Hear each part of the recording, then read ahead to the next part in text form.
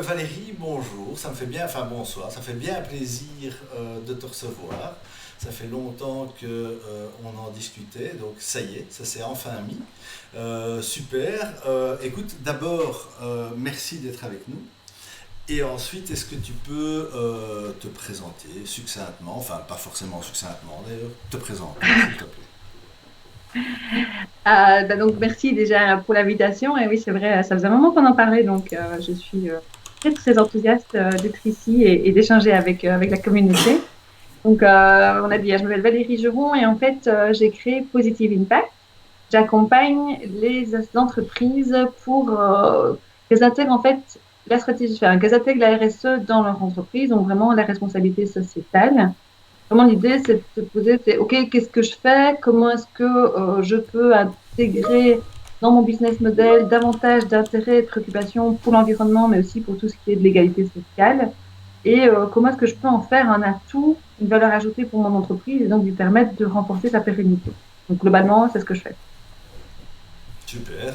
Et donc, ça se passe comment typiquement une mission? Enfin, j'imagine que c'est très variable en fait, oui, j'imagine que c'est très variable. Alors en fait, pour le moment, la majorité de mes missions, ce sont des conférences d'inspiration, d'expliquer en fait aux entreprises c'est quoi la RSE, c'est quoi les enjeux, pourquoi est-ce qu'elles auraient intérêt à le faire. Et je fais aussi beaucoup de veille sectorielle pour les entreprises qui me demandent d'intervenir, donc vraiment leur expliquer, OK, ça marche, enfin, alors peut-être, je vais reformuler autrement, ça marche bien d'expliquer aux entreprises que d'autres entreprises de leur secteur se sont déjà mis en route, leur montrer ce qu'elles ont déjà mis en place, les résultats qu'elles ont obtenus et surtout le comment elles l'ont fait. Et donc, une fois qu'on montre ça et qu'on montre en fait toute l'innovation qui existe déjà dans leur secteur, d'abord, elles raffolent forcément et ça les inspire et ça les aide à dire, OK, je suis pas le premier à me jeter dans l'eau froide, en fait. Il y a plein de gens devant moi, je vais pouvoir m'inspirer de leur expérience et en même temps, on n'est pas les derniers et on va pouvoir vraiment tirer profit de cette innovation et de cette nouvelle manière d'aborder l'entrepreneuriat. Donc ça, c'est vraiment une grosse partie de ce que je fais. Mes missions, c'est aussi tout ce qui est atelier collectif. Donc après, chacun fonctionne comme il veut, mais d'expérience, je sais que le changement, il faut embarquer tout le monde dedans. Et donc, j'aime beaucoup mettre des équipes autour de la table et que ce soit les équipes, donc tous les niveaux de l'entreprise, qui puissent participer à l'élaboration de cette réflexion en matière d'engagement sociétal. Et après, évidemment, c'est la direction qui redéfinit les axes, qui redéfinit peut-être des objectifs qui vont être cohérents par rapport à ce qui est faisable, étant donné les budgets et d'autres axes stratégiques. Mais globalement, les experts dans les entreprises, ce sont les gens qui sont sur le métier et il faut leur poser la question, il faut leur demander. En fait, ils sont pleins de savoir et c'est une manière aussi de remonter tout ce savoir-là en haut vers le top. Et une excellente manière de générer en fait l'adhésion et d'emmener les gens vers le projet. Donc en gros, une mission, c'est ça. Je suis aussi formée en bilan carbone, donc je peux faire des bilans carbone, mais pour le moment, c'est compliqué encore pour les entreprises. Alors peut-être dans ma région, d'investir tout de suite un budget pour faire du bilan carbone. Donc on est beaucoup plus dans de la sensibilisation et des stratégies très opérationnelles pour faire avancer les choses petit à petit, quoi. Écoute, je dirais que c'est, de mon point de vue, ça me semble somme toute assez normal. Parce que, Matt, tu fais coucou dans le chat ou tu fais signe qu'on t'entend pas? On t'entend pas. Effectivement. Bon, à tout de suite, Matt. Je sens que ça va être le running gag de la soirée. Alors, donc, comme je le disais plus, oui, voilà, a priori, je pense que les grandes boîtes ont plus de veille de secteur et doivent gérer leur com et autres, donc voilà. Là, là, là. Là, c'est le retour de Mathéouche. Voilà, Mathéouche. Voilà, mais j'avais une question, c'est quoi la RSE? Ah, voilà, c'est une très Merci. bonne question. Oui. Alors, la RSE, c'est la manière dont une entreprise intègre les enjeux du développement durable. Et après, on va dire, ah oui, mais c'est quoi le développement durable? Non, Et mais donc, en fait, le RSE, développement ça veut dire quoi? durable, C'est responsabilité, et puis je sais pas. responsabilité sociale de l'entreprise. D'accord. Et donc, oui, j'aime beaucoup cette question parce que je sais bien que j'ai tendance à aller trop vite et à passer les étapes. Et donc, du coup, j'expliquais ce qui se passe. Donc, la RSE, c'est la responsabilité sociale de l'entreprise. Et donc, c'est la manière dont une entreprise va intégrer les enjeux du développement durable. Après, on me dit, OK, d'accord, mais c'est quoi le développement durable? Et donc, je reprends une des définitions les plus simples, c'est la capacité de développer en fait une société ou une entreprise qui va générer du profit, certes, mais dans le respect en fait des ressources naturelles. Donc, ça veut dire que si on prend des ressources, on s'organise pour les régénérer, et si on abîme ça, et on essaie de ne pas abîmer les ressources naturelles. Et dans la création d'égalité sociale, ça va être de l'égalité sociale au niveau des employés, de l'entreprise, mais aussi auprès des fournisseurs. Et là, l'image la plus facile, c'est tout ce qui est fair trade, par exemple. Enfin, je veux dire, c'est une image assez facile de tout ce qu'on appelle le langage d'information sociétale si on a besoin d'avoir quelque chose de très concret. Et donc, en fait, c'est ça. Comment est-ce que mon entreprise réfléchit pour, même si elle a besoin de générer des profits tout simplement pour payer tout le monde, les salariés, mais aussi pouvoir financer son investissement et son évolution permanente. Comment est-ce qu'elle prend soin en fait du personnel, prend soin aussi des ressources du territoire dans lequel elle est implémentée et qu'elle prend soin en fait de la nature qui lui permet en fait de se déployer. Ok, et parce que moi justement, un des thèmes qui m'intéresse, c'est comment engager justement les petites entreprises. Parce que moi, les entreprises que je vois qui se mobilisent le plus facilement, c'est soit les très très grosses entreprises, soit les entreprises du secteur primaire, qui sont beaucoup plus conscientes euh, du changement climatique. Je veux dire, en Belgique, les agriculteurs sont déjà très très conscients. Enfin voilà, moi il y a des gens qui ne me croient pas quand je leur ai dit que 2020 en Belgique c'était une année de sécheresse relativement aiguë. Et pourtant, il manque 6 mois de flotte en Belgique en 2020. Et donc voilà, c'est des secteurs assez faciles. Pardon? Donc, il ne te croit pas quand tu parles de la sécheresse en Alors, Belgique en 2020? après, ils finissent par me croire, mais au début, ils disent, mais non, tu déconnes, enfin, c'est pas vrai. Donc, je veux dire, ce que je constate, c'est soit les très grosses entreprises, soit ces entreprises-là. Évidemment, j'ai beaucoup plus difficile à convaincre des boîtes qui sont beaucoup plus, parfois coincées dans l'opérationnel. Et donc, voilà, ça, c'est un peu ça, évidemment, qui m'intéresse. C'est comment toi tu envisages, comment est-ce qu'on peut, à ton avis, faire pour engager, donc convaincre, inspirer, engager, accompagner des PME qui n'ont pas forcément les moyens, euh, même parfois juste de sortir la tête du guidon, quoi. Oui. Alors, il faut qu'on se mette d'accord aussi sur c'est quoi une PME. Donc, les PME, les TPE et les indépendants, globalement, j'exagère, je ne connais pas les chiffres exactement, mais c'est 85%, voire 90% en fait de l'entrepreneuriat et des emplois en Belgique et en Wallonie comme à Bruxelles et comme en Flandre d'ailleurs. Et puis alors, il ne faut pas oublier qu'en Belgique, on a très peu de très grandes entreprises selon la définition officielle. Et donc, en tout cas, je me demande dans quelle mesure il n'y a pas aussi une différence entre ce qui se passe en Wallonie versus ce qui se passe sur Bruxelles et dans la ceinture autour de Bruxelles, puisque nous, une entreprise en Wallonie qui a 60, 70, voire 100 personnes, c'est déjà une grosse entreprise, alors que c'est toujours une PME. Et une TPE de 10 personnes, c'est plutôt une PME. Donc, je veux dire, l'histoire des échelles est assez différente aussi. Et je suis d'accord avec toi, c'est assez compliqué d'emmener en fait cet énorme tissu économique et entrepreneurial euh, belge vers un changement vers le développement durable et de les mettre en fait, ici, c'est de les mettre en place dans une démarche qui est structurée et qui est professionnalisée. Et donc, qui du coup est au service de l'entreprise. Par contre, c'est un fait certain, c'est que chaque fois que je rencontre une entreprise et qu'on commence un peu à discuter, on se rend compte qu'en fait, ces entreprises ont déjà mis énormément de choses en place, mais ça va être de manière un peu opportuniste, mais dans le sens saisir l'opportunité, hein, pas dans le sens négatif du terme. Donc opportuniste, un peu au feeling, parce que c'était possible, parce que le patron a eu idée que, parce que le copain... Et donc ça s'est mis en place comme ça. Et donc justement, c'est pas structuré, c'est pas défini.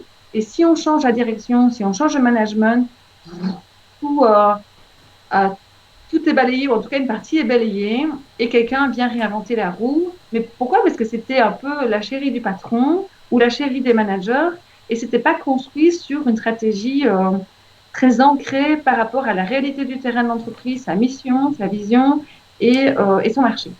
Et donc, ça, c'est oui, ça c'est, je confirme. Je peux juste dire que c'est difficile, que c'est compliqué. Et moi, mon travail, c'est d'aller mon bâton de pèlerin, de rencontrer des associations, des entreprises dans le cadre de regroupements d'entrepreneurs, pardon. Je suis fatiguée, je mange un peu mes mots. C'est un peu l'heure, hein. Et voilà, ici on est entre nous, on est bienveillants. Il y a déjà eu bien pire, tu sais, il y a des émissions qui n'ont même pas eu l'occasion de démarrer, donc On m'a dit. voilà. Bon, c'était plutôt saison 1, hein, ça c'est technical problems, et je prends un risque en le disant, donc je conjure le sort déjà. C'était très saison 1. Ici on est plutôt dans le, voilà, on a essayé la casquette, on a essayé le bonnet. Et donc voilà. Bref, t'allais dire quelque chose, Matt? Je te voyais. J'ai une petite question. Est-ce que avec la crise du Covid, tu as senti plus de traction?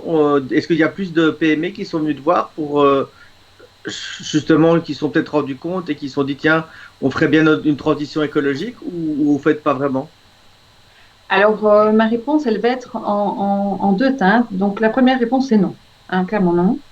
La crise du Covid, en tout cas, pour moi et pour d'autres acteurs qui sont dans la RSE, ça a été quand même assez compliqué, un peu comme tout le monde, quoi. Tout le monde était en stand-by.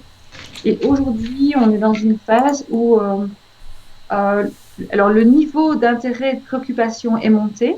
Donc, moi, je le ressens, je le vis beaucoup plus dans les contacts, dans les conversations que j'ai. C'est remonté. Et alors, je dirais la super bonne nouvelle, mais qui est extrêmement confortable pour moi, c'est que les enjeux du développement durable, c'est devenu, mais d'un niveau de légitimité, il n'y a plus besoin d'en discuter. Il n'y a plus besoin de dire, mais si, tu sais, le développement. Non, la question ne se pose pas. Les gens savent que le sujet développement durable en entreprise, alors peut-être le mot RSE, c'est pas sûr, on est d'accord, mais développement durable, etc., changement climatique, ça, on n'est plus en train d'en discuter. Est-ce que les entreprises doivent s'y mettre? On n'est plus en train d'en discuter non plus. Mais est-ce que c'est possible aujourd'hui, maintenant, dans l'organisation de l'entreprise, alors qu'on est en pleine sortie de la crise du Covid, qu'on ne sait pas à quelle sauce on va être mangé, on ne sait pas comment on va terminer l'année, la stratégie qui avait été mise en place début janvier-février 2020, ça ne change plus à rien. Enfin, cette année a été tellement chaotique pour les entreprises que globalement, moi, les feedbacks que j'ai, c'est oui, oui, c'est vraiment important pour vous. Recontactez-nous fin décembre. Est-ce qu'on peut se voir fin décembre? En janvier, il faut absolument qu'on s'y mette, c'est important pour nous. Donc ça, j'ai beaucoup. Et j'ai des conversations, mais Mais ils super essaient agréables. d'abord de récupérer du choc Covid. Ils ont compris que c'était une priorité stratégique, mais ils doivent d'abord gérer l'urgence opérationnelle en fait. Absolument. Et alors, pour renforcer par rapport à cette question qui est vraiment super intéressante, il y a eu deux études. Il y en a une qui a été plutôt dans les pays du nord de l'Europe, mais qui avait fait pour toute l'Europe. Et puis, il y a une étude qui est juste sortie maintenant, qui a été faite par une entreprise flamande qui fait tout ce qui est trend watching, etc. Qui posait justement la question, bah, tiens, comment est-ce que les consommateurs veulent consommer? Ils ont comparé, donc, et cette étude, elle a été faite avant le Covid, donc en décembre. Et puis la seconde, elle a été, enfin, donc la première, celle qui était en Scandinavie, etc., elle date de décembre et de juin. Donc ils ont comparé décembre et de juin sur une audience qui est comparable et sur des questions qui sont identiques. Et l'étude flamande, dont on en a parlé justement ce matin, elle date de décembre 2019 versus août 2020. Donc c'est vraiment chouette en fait de comparer. On est sur des mêmes échantillons, des mêmes questions, etc. Et globalement, le curseur est allé à fond vers là maintenant, il faut vraiment agir, quoi. Donc il y avait déjà une conscience écologique au niveau du consommateur, mais aujourd'hui le consommateur il dit on va y aller, hein, vraiment on va y aller à fond. Je veux me mettre en mouvement et j'attends en fait des marques qu'elles m'aident à trouver des solutions. En fait, je considère que l'entreprise est responsable de me donner des solutions pour que ce soit possible pour moi d'avoir un comportement qui soit responsable et de consommer de manière durable. Je suis d'accord, en fait, même de payer plus cher pour un produit qui est plus éthique et qui est plus responsable. Donc, c'est pas moi qui l'invente, c'est juste des chiffres, des études qui sortent. Mais par contre, parce que sinon, c'est pas très drôle, ils disent en même temps, mais je trouve pas que c'est normal que je doive payer plus cher, en fait. Je trouve pas que c'est normal, mais je suis quand même prêt à le faire. Et on voit beaucoup de marques qui qui en effet émergent. Alors, c'est souvent dans le secteur des startups quand même, donc on est dans l'écopreneuriat, donc les entrepreneurs qui se positionnent à 100% sur un business qui va être socialement solidaire et environnementalement juste. Et ces marques-là, elles cartonnent en fait. Elles cartonnent, mais juste de manière énorme et elles génèrent une adhésion au niveau de leur communauté. C'est magique. Hein. Moi, mon Bah, passif, c'est le marketing. Bien sûr que j'adore. Quoi. c'est des marques avec une raison d'être. C'est des marques qui n'ont qu'une histoire intègre puisqu'elle est encore très courte, mais qu'elle est basée sur la raison d'être. Donc voilà. Je pense que sur certaines boîtes, c'est un changement qui va être compliqué parce que justement, ils ont perdu toute forme d'intégrité dans le passé. Alors après, l'histoire est de courte mémoire, hein, donc voilà. Mais oui, oui, effectivement, je pense que c'est important et les gens sont porteurs. Enfin, c'est le sempiternel exemple de Tolly Chocolonely, le chocolat hollandais qui a été Ouais. fait par des journalistes qui ont réalisé qu'il y avait beaucoup d'enfants esclaves dans les champs de cacao et qu'en globalement, tu ne peux pas acheter du chocolat de grandes marques sans qu'il y ait des enfants qui travaillent dans le champ. Puis ils ont fait un premier documentaire, tout le monde s'en est foutu. Ils ont fait un deuxième documentaire qui n'a pas changé les choses et globalement les industriels qui ont été trouvés disaient oui, mais on ne sait rien y changer. Donc ils ont créé une marque.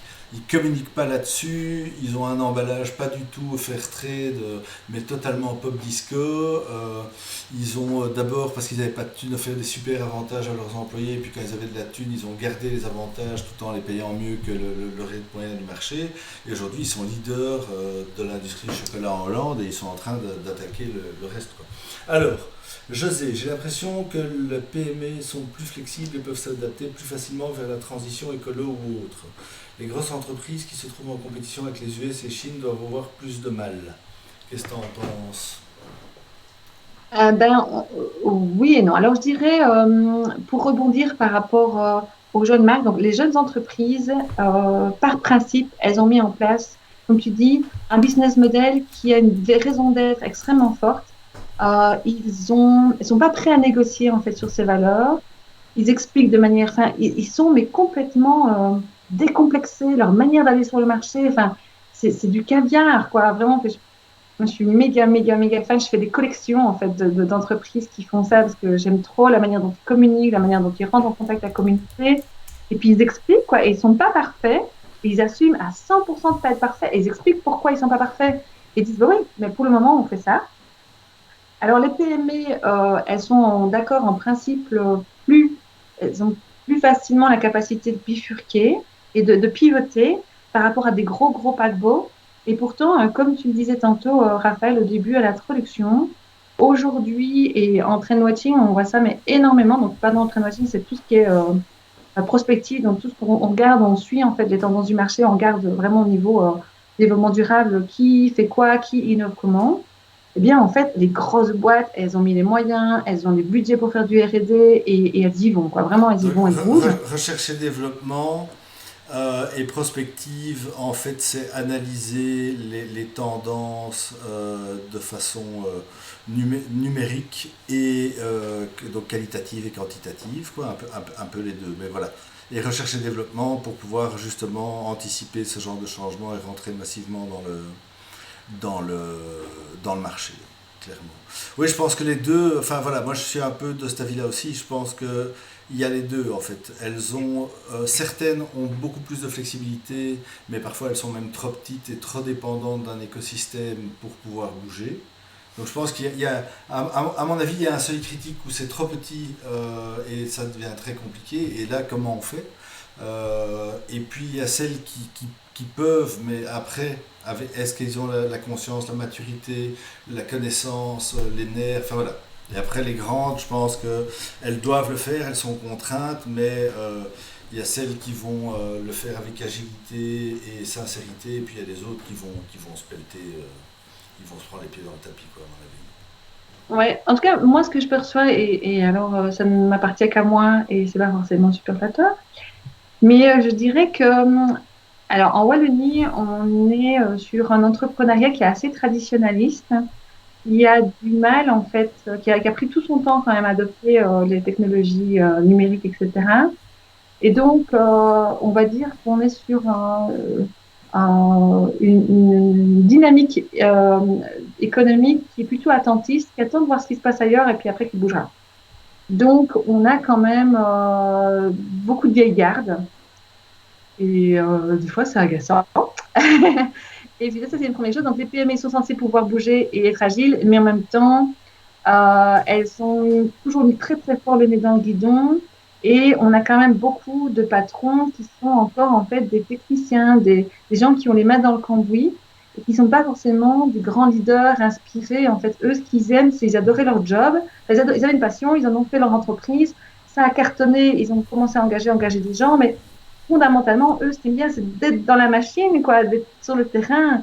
Et donc, c'est des chouettes managers parce qu'en fait, ils sont plein de bienveillance. C'est vraiment un truc de fou.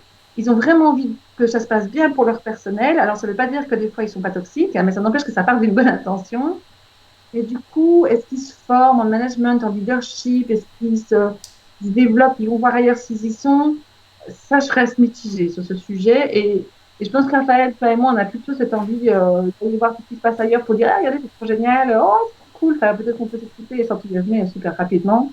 Donc, on va dire qu'on peut être parfois en mode dissonance de phase, comme ça, ça a son charme.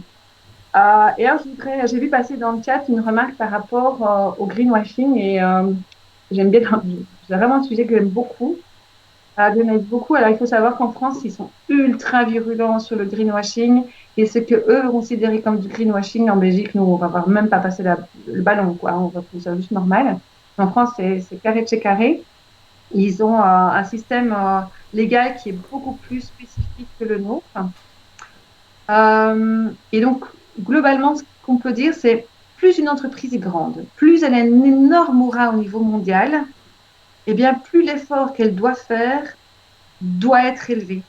Et par exemple, Evian a sorti une bouteille en RPET, des toutes petites bouteilles de 25 centilitres, où ils Alors, avaient éliminé en je fait. pense que... Ah oui, voilà, t'expliques c'est quoi le RPET, parce que ça, je pense que Ouais. c'est potentiellement pas Donc en fait, standard. le PET, c'est le plastique qui sert à faire la bouteille.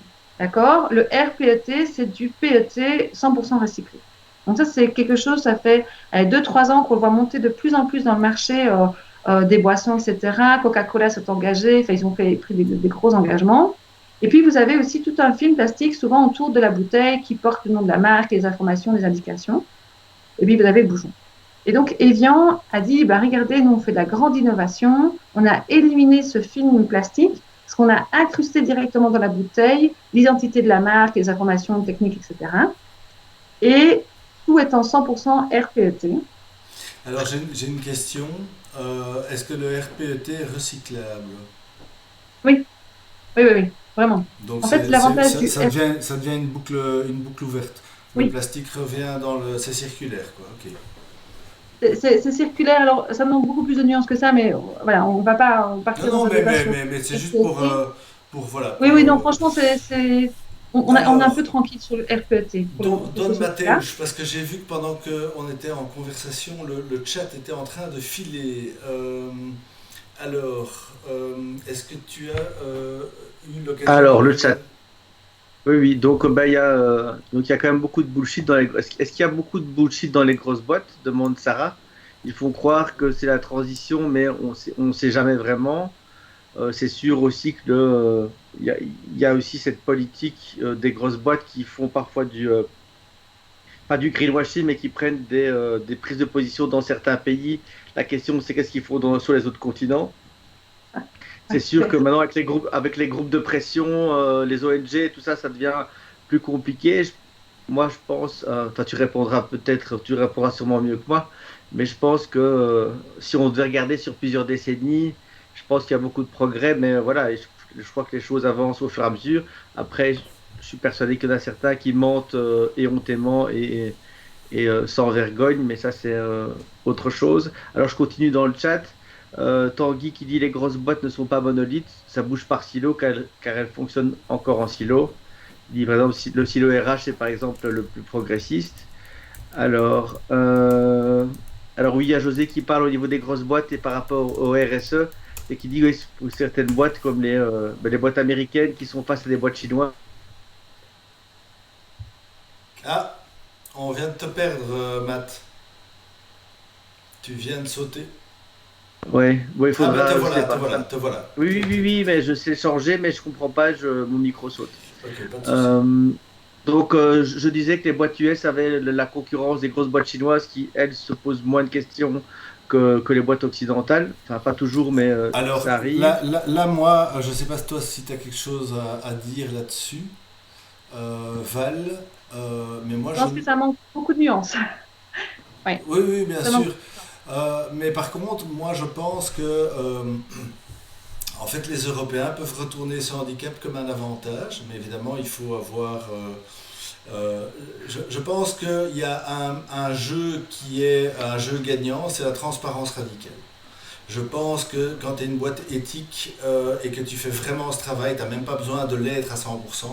Apple fait un travail fantastique à ce niveau-là en donnant leurs objectifs, en communiquant les avancées, en pointant du doigt les endroits qui restent encore sombres et en expliquant ce qu'ils vont faire et ce qu'ils ont déjà fait pour le résoudre.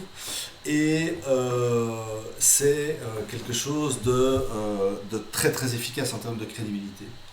Je pense que les Européens, s'ils veulent trouver un aspect concurrentiel, qu'ils emmènent les US de Trump et les Chinois sur le terrain de l'éthique et de la transparence radicale. Et voilà, après, pour l'instant, j'attends toujours. Hein, mais voilà, je pense que c'est une énorme carte à jouer. Alors, pour ajouter un peu d'infos méta comme ça, ce qu'il faut savoir, c'est que le continent européen, c'est vraiment le continent où la conscience écologique est la plus élevée. Les Européens, la plus grande angoisse qu'ils ont, même pendant le Covid, c'est pas tellement la maladie. Ce qu'ils ont peur, vraiment, hein, c'est le dérèglement climatique. Ça, c'est leur trouille numéro un. Et de cette trouille-là, qui est très, très élevée, décrouille, pardon, découlent toutes les autres angoisses qui sont de type aussi ne plus avoir de quoi manger, ne plus avoir d'endroit pour s'en sortir et perdre son emploi, honnêtement, comparativement à toutes les craintes qu'ils ont, il y a certainement, qu'il faut raisonner certainement un passif de guerre, 40, etc., sur lequel nous, notre éducation a quand même été fortement imprégnée. Et bien en fait, ça, c'est vraiment la grande angoisse des Européens et ils sont beaucoup plus prêts à investir. Par exemple, le marché numéro un du tourisme durable, c'est l'Europe. Le marché numéro un de l'économie du plastique, d'économie circulaire du plastique, le RTT, c'est l'Europe. Donc en gros, l'Europe, c'est un énorme laboratoire pour les marques pour tester en fait des nouvelles approches et des nouveaux comportements parce que le public est beaucoup plus demandeur et il va être davantage prêt à faire des efforts pour pouvoir s'adapter à un nouveau comportement. Donc ça, c'est une première chose vraiment super importante à savoir. Ce qui est important de savoir, c'est que, OK, la Chine a l'air de nous concurrencer sur certains produits, mais globalement, quand la Chine décide de faire quelque chose au niveau du développement durable, par exemple, si on prend l'éolien, si on prend les panneaux photovoltaïques et plein d'autres sujets comme ça, quand ils s'y mettent, mais c'est un mouvement d'une radicalité, on ne comprend pas. Donc aujourd'hui, le marché chinois sur les panneaux photovoltaïques, mais je veux dire sur l'énergie renouvelable, ils sont en train de prendre le lead au niveau mondial. Donc, en fait, il faudrait vraiment arriver à développer une vue très fine et peut-être sortir de ce qu'on a l'habitude de croire ou que les médias mainstream nous font entendre comme discours parce que c'est beaucoup plus nuancé que ça, en fait. Les choses sont très à géométrie variable. On est d'accord. Alors le chat qui était très calme au début défile à toute vitesse. Alors moi je suis plutôt concentré, je suis plutôt en train de boire tes paroles et donc je ne lis pas le chat. Mais Matt, est-ce que tu as... Et donc, il y a en fait, Tanguy expliquait que la meilleure solution pour les bouteilles en plastique, c'était de ne plus avoir de bouteilles en plastique. Et donc, Ouais. et que c'était ça la véritable transition écologique. Donc là, il y a tout un débat sur la bouteille Contrex, Evian, la bouteille en verre ici, ting ting. Mais voilà. Le Tetra Pak maintenant, Alors moi je ne pense pas, Sarah, que la transition écologique, c'est l'arrêt total de la mondialisation. Il y a comment faire possible quand c'est local, comment mesurer, mais on a un monde globalisé. Ce serait dommage de ne pas en profiter des aspects positifs. Ce qu'il y a, c'est qu'il ne faut pas faire tout et n'importe quoi. Et à un moment, si j'adorais cette phrase qui disait Depuis quand est-ce que aller creuser à des milliers de mètres dans le sol, récupérer du pétrole, raffiner ce pétrole, le transformer en plastique, faire, donc avec en plus tous les trajets en bateau qui étaient placés entre ces trucs-là, l'emballer dans un sachet en plastique avec d'autres cuillères en plastique, faire le trajet en camion, aller dans le magasin, prendre la cuillère, le prendre, l'acheter, évacuer les déchets, est moins cher qu'une cuillère en métal que tu peux relaver. Il dit ça n'a aucun sens en fait. Et donc ce genre de sens commun-là, à mon avis, va devenir économiquement obligatoire. Et si on commence à utiliser du capital triple et des choses un peu plus rationnelles, à mon avis. Enfin bref, c'est pas mon invité, sorry, je me suis emballé. Matt, je te rends le chat. Ouais. Mais alors, Ah, t'es venu, t'as parlé, mais je t'entends plus. tu sais quoi, je vais réparer ma machine parce que ça n'arrête pas de sauter, donc je vais essayer de tout relancer, donc je reviens dans 2-3 minutes, d'accord? Pas de souci, on fait ça. Alors, sorry, donc je vais remonter le chat, les petits amis, parce que j'étais pas très attentif. Donc, excusez-moi si j'ai raté plein de questions. Alors, je vois que José a l'air. Raphaël, pendant que tu lis le chat, moi je vais terminer l'histoire d'Evian parce qu'on a fait. Super, effectivement, il y a plusieurs personnes. J'ai vu qu'on n'avait pas terminé l'histoire. Il y a plusieurs personnes qui ont demandé. Super, Oui, bravo. et donc en fait, pour revenir, donc en fait, Evian sort sa super bouteille en plastique recyclé, sans étiquette bazar machin, dit regardez ma super innovation, sauf qu'il s'agit de toutes petites bouteilles qui seront vendues, enfin distribuées uniquement dans l'Horeca et à Paris. Et donc, à ce moment-là, ben, les gens, ils disent, ah, vous vous foutez de nous parce qu'on sait que vous aviez ce produit-là dans les bacs depuis 4 ou 5 ans dans votre laboratoire R&D. Deux, comparativement à l'impact, justement, des bouteilles de plastique que vous vendez partout dans le monde, on se moque du monde sur le volume, en fait, de bouteilles qui sont concernées par cette innovation Evian. Donc, c'est vraiment ça, c'est plus votre marque a de l'aura et plus le moment où elle pourra pouvoir dire, youpla boum, regardez comment elle est grandiose, il faut que l'innovation soit vraiment très, très différente. Et donc, on a vu passer sur les réseaux sociaux, mais uniquement pour les geeks dans la RSE comme moi, des petits mèmes qui disaient l'industrie de la bouteille d'eau n'est pas une industrie d'eau, en fait, c'est une industrie de bouteilles en plastique. Et tous des jokes qui se moquaient, mais complètement déviants, entre autres. Mais il y a eu d'autres marques qui ont tenté, en fait, de se lancer sur ce marché-là et de tirer la couverture vers elles avec du RPET. Ben, le RPET, c'est un peu moins pire, mais on est d'accord, j'ai vu passer dans le chat, ce qui est le mieux, c'est la bouteille de robinet, donc l'eau du robinet. Et puis, par exemple, en France, il est possible d'acheter de l'eau en vrac. Et donc, en fait, dans des magasins bio, vous pouvez vous pouvez remplir vos bidons d'eau avec de l'eau qui est filtrée. Pourquoi? Ben parce que tout le monde n'est pas d'accord avec la qualité de l'eau du robinet.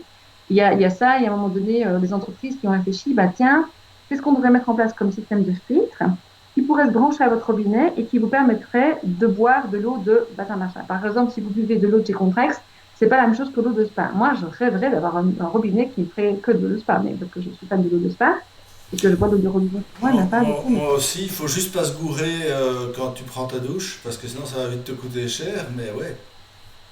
C'est sympa. Oui, bon, Mais voilà. ceci dit, les spadois, ils se douchent à l'eau de spa, non?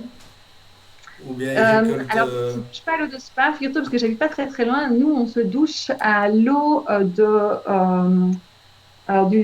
Eupen, du barrage de Eupen, en fait. Ah oui. Parce que l'eau de spa, l'eau de spa qui est mise en bouteille par Spa Monopole, elle est captée et ce sont des captations qui sont privées et qui sont réservées à Spa, quoi. D'accord. Donc, et de toute façon, l'eau de spa, la vraie eau, elle est tellement ferrugineuse qu'elle coule tout rouge du robinet. Vous ne voulez pas ça dans votre plomb. Alors, José demande, Laurent Alexandre a fait une sortie contre les écolos en annonçant la fin d'Airbus, dernière industrie high-tech de la France. En même temps, Airbus vient d'annoncer les premiers avions à hydrogène. Qu'est-ce qu'elle en pense? Alors Valérie, qu'en penses-tu?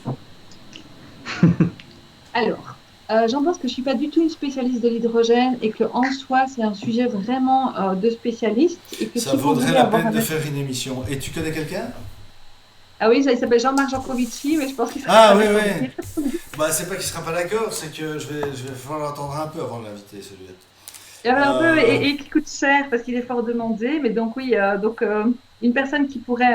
Et sinon, oui, j'ai d'autres contacts, c'est The Shift Project, mhm. qui sont vraiment des experts en énergie et qui ont justement beaucoup réfléchi à la problématique des enjeux énergétiques globaux, dont l'hydrogène. Donc, si jamais je vous fais extrêmement court, la problématique aujourd'hui, c'est que l'hydrogène, euh, c'est encore énergétiquement parlant trop cher à produire et à stocker. Et donc aujourd'hui, la solution vers laquelle on va plus, c'est plus le méthane qui se brûle aussi, mais qui se stocke d'une part, qui se produit plus facilement, qui se stocke plus facilement et qui est beaucoup plus stable comme gaz. Donc ça, c'est... Et là, en disant ça, j'ai atteint les limites de mes compétences. Voilà. D'accord, Tout ce mais que je peux écoute, vous en tout dire. cas déjà, tu viens de faire un acte absolument fantastique en économie de la connaissance. C'est que tu viens de nous donner exactement le même level et c'est fantastique. On vient de rattraper le level de la connaissance en hydrogène. Mais allez Alors sur moi je connais YouTube. en hydrogène, je connais peut-être un peu plus, mais par contre je connaissais pas trop en méthane. Donc voilà, tu vois, tu viens de me faire un upgrade en méthane. Mais En- allez voir, il y a une conférence qui est passée dessus. Je l'ai ratée. Voilà, c'était The Shift Project. Elle est disponible sur YouTube. Allez absolument vous renseigner parce qu'en fait, ils font des études, des grosses recherches sur ce sujet et tout est en open source. Allez-y, vraiment. C'est ce que je peux vous dire de plus. Alors, José Nouveau, oui, je ne comprends pas. Je suis au Danemark, pays du recyclage et du tri, et j'ai un mal fou à trouver des poubelles en verre pour l'eau. Ah, des bouteilles en verre, pas des poubelles en verre. Ce qui n'aurait aucun sens en fait, en plus dans l'absolu. Et oui, c'est bizarre ça. Ici, il y a un vrai trend, alors en tout cas, je ne sais pas partout, mais dans le Brabant wallon, un vrai trend. Euh, D'ailleurs, j'anticipais tellement le troll de Matt que tu vois, j'en ai ri. Mais c'est vrai qu'il y a un mec qui s'est lancé, il fait des livraisons à domicile de bacs de bouteilles d'eau, parce que c'est le seul truc qui est chiant en fait, c'est de devoir... j'aime bien le petit test micro en schlein de maths.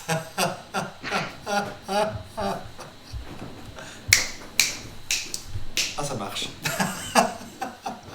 Et donc, enfin voilà, c'est chouette à voir. En tout cas, c'est que le verre fait son retour. Et je pense qu'effectivement, les bonnes vieilles bouteilles qui tournent en circuit, qui sont lavées. Moi, je me rappelle quand j'étais en classe verte en quatrième primaire, on voyait l'usine de Spa avec les bouteilles en verre qui se faisaient laver. Comme ça, c'était top, quoi. Ouais, ouais, Le, ouais. les bouteilles en verre, le coût énergétique du recyclage, c'est-à-dire laver les bouteilles en verre, serait Oui, intéressant, tu c'est vois. vrai. Les fausses Mais idées. le PET, c'est plus cher. Le cycle de vie du PET est plus élevé que le cycle de vie de l'eau et de la bouteille d'eau lavée. Mais je suis d'accord avec, hein. Ça reste compliqué. Mais c'est Donc en un peu fait, moins pire. à part de l'eau du robinet, le truc écologique, c'est l'eau du robinet en fait. Oui, même si on peut optimiser hein, Oui, oui, bien sûr. l'impact écologique de l'eau du robinet. Mais en fait, c'est vraiment écologique parce que tu raccourcis ta durée de vie, qui est quand même une source majeure d'émissions de carbone, et tu fais un truc écologique.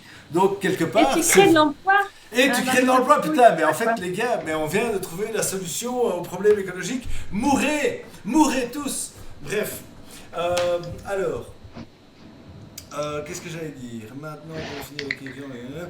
Oui, chez nous, on a des robinets d'eau filtrés dans chaque cuisine. C'est vachement chouette. Pas de déchets, à part les filtres et des gourdes remplies. Ouais, clairement. Plus un chez Tanguy. Retour à Mad Max, donc, Groovebox. Ouais, ça dépend. Il y en a qui le disent. Hein. C'est Yves Creuset, je pense, hein, l'ancien ministre de l'écologie qui est replié dans une ferme dont il ne veut pas donner Oui, oui, oui, oui, l'endroit. oui, en France. Absolument. Euh, c'est la vraie solution hydro. Alors, numéro 66, je ne suis pas sûr de faire le rapport sur la solution hydro. Ah oui, c'est le robinet, quoi. Oui, ok. Sur la bouteille en verre, ok, ça je l'ai déjà lu. N'empêche, ça doit puer un avion qui répand du méthane en volant. Faudra redessiner les routes aériennes encore. Les bouteilles en verre, on en trouve partout. Après, le problème, c'est quand maintenant tu me demandes de l'eau au restaurant et que tu reçois la même bouteille chaude fontaine en verre, ça paraît moins luxueux, problème de riche. Et alors, José qui dit il y a une conférence TED d'un ancien anti-nucléaire qui défend l'énergie nucléaire comme étant la solution contre le réchauffement climatique. Est-ce que c'est pas un discours anti-nucléaire qui date des années 70 et qui devrait évoluer? Alors, je pense que moi, personnellement, mon discours sur le nucléaire a évolué par nécessité. Après, quand même, ils viennent de mesurer le fait que dans les Vosges ou dans le Jura, ou je ne sais plus où, tu ne sais pas chasser un sanglier qui soit pas radioactif à cause de Tchernobyl. Donc, voilà. Je pense qu'effectivement, il y a les normes, il y a tout plein de choses qui ont évolué et c'est peut-être la seule solution pour garder un volume énergétique au niveau du post-pétrole. Mais il faut quand même être lucide qu'on est un peu tard dans ce cas-là. Parce que les centrales, ça se On est un construit. peu tard et on va pas dans la bonne direction. Hein. Non. Et d'ailleurs, moi, c'est un truc qui me sidère, c'est quand le gouvernement belge dit on veut faire d'abord la sortie nucléaire et puis la transition énergétique, et tu dis ils vont faire comment exactement?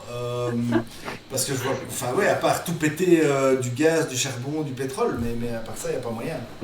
Donc, Oui, ils vont prendre le charbon, enfin ils vont prendre l'énergie allemande qui se fait au charbon et ils vont espérer que les Russes vont passer un peu de leur gaz. Honnêtement, je trouve que c'est un sujet qui est vraiment super intéressant. Donc il y a sur le nucléaire, il faut dire que donc je vais commencer. Dans chaque univers, dans chaque spécialité, vous avez toujours des stars un peu rock'n'roll. Et donc, on a déjà parlé de Jean-Marc Jancovici, qui est à la tête de Carbone 4 et de Shift Project. C'est quand même une personne qui est extrêmement compétent en matière de développement durable, de tout ce qui est enjeu, énergie et climat, qui en plus est un excellent orateur et qui a énormément d'humour, très sarcastique, donc c'est un bijou. Et il se trouve que concernant les enjeux CO2, il est assez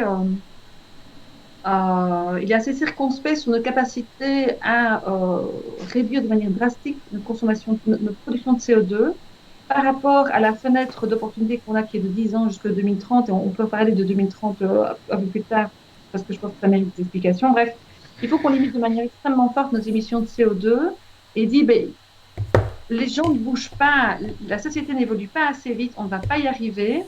Donc, la moins pire des solutions, c'est le nucléaire. Et donc, ça fait vraiment le tollé parce que c'est un écolo hein, à la base, mais il est pro-nucléaire. Et donc, ça crée extrêmement beaucoup de tensions dans le microcosme de l'écolo de base, et dont je vais partir. Et c'est très compliqué à entendre. En fait, lui, il pense juste, c'est un peu comme tu expliquais, Raphaël, c'est la moins pire des solutions aujourd'hui parce que les gens voudront de l'énergie et qu'on en aura besoin et qu'on ne peut pas se permettre de couper les robinets tout de suite. Ensuite, aujourd'hui, on n'a pas d'alternative d'énergie pour subvenir à nos besoins de manière verte et de manière non chargée en CO2. Donc, si on coupe les centrales nucléaires, où est-ce qu'on va? Eh bien, on va prendre du charbon, de la production de charbon en Allemagne, c'est comme ça qu'ils produisent l'électricité, c'est ce qu'ils ont fait en fermant leurs centrales nucléaires. On va aller chercher de l'énergie ailleurs parce que l'Europe est hyper dépendante, mais on est dépendant à plus de 55-60%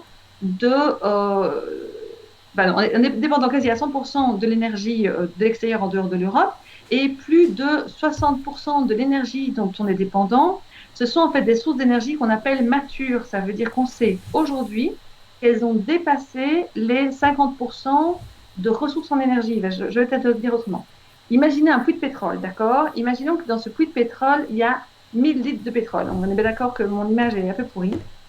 Si jamais on avait déjà pris 500 litres de pétrole, à partir de là, on considère que la source est mature et qu'il va y en avoir de moins en moins. Et bien, en fait, c'est ce qui se passe pour l'instant. Les sources d'énergie où l'Europe s'approvisionne, eh bien, en fait, elles sont majoritairement matures à extrêmement matures.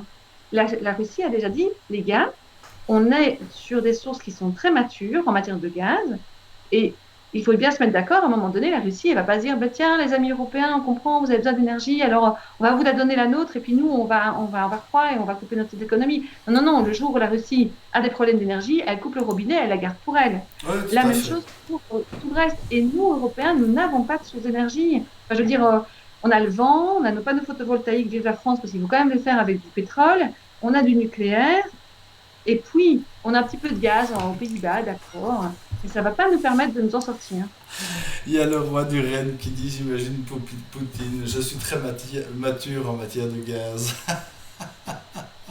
Et ben Mais, voilà, on est sur- mais effectivement, blague dans le coin, voilà, c'est un truc, je pense, que les gens ne réalisent pas, qui ne réalisent pas non plus que l'économie et l'énergie sont structurellement connectées, qu'il n'y a pas de croissance économique sans croissance énergétique, et que donc l'Europe est arrivée à un plateau économique et qu'il y a peu de chances, tant qu'on ne résout pas ce problème énergétique, de voir arriver une forme de croissance, et en tout cas certainement pas si notre indicateur de la croissance c'est uniquement l'économie. Alors là, voilà, si on change cet indicateur, il est possible.